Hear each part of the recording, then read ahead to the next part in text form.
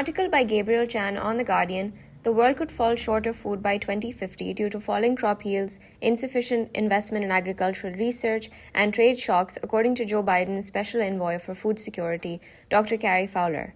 Fowler, who's also known as the father of the Valbard Global Seed Vault, a global store of seeds for the most significant crops, said studies by agricultural economists showed the world needed to produce 50 to 60% more food by 2050 in order to feed its growing population.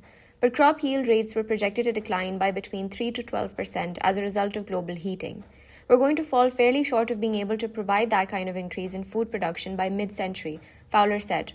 Asked by Guardian Australia whether he described the situation as an existential crisis, Fowler replied, "It's pretty close to it, isn't it?" Fowler was in Canberra on Tuesday to give the keynote address at the Coffords Fund annual conference.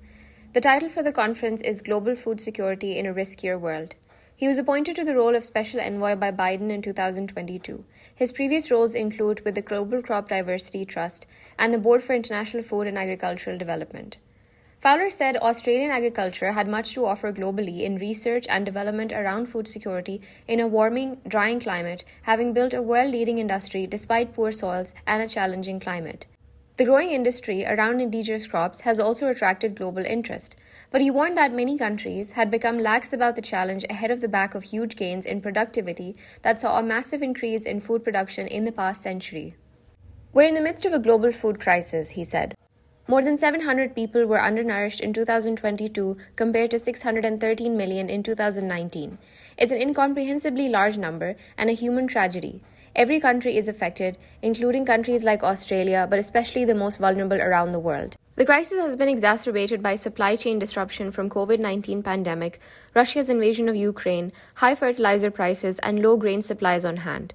Given 131 out of 196 countries in the world were net food importers, Fowler said any shocks to a global system would immediately impact trade. As a result of all of those things, a number of countries took action to restrict trade, and that made the problem even worse, he said. Because typically, trade is how you make up for short-term deficits in your own production.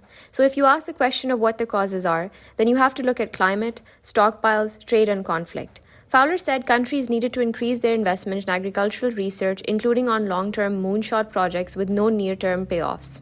The United States agricultural research and development budget was at the same level it was 50 years ago when taking into account inflation. Many developed countries, and I put the United States in that category, have fallen behind China in terms of public investment in agricultural R&D, he said.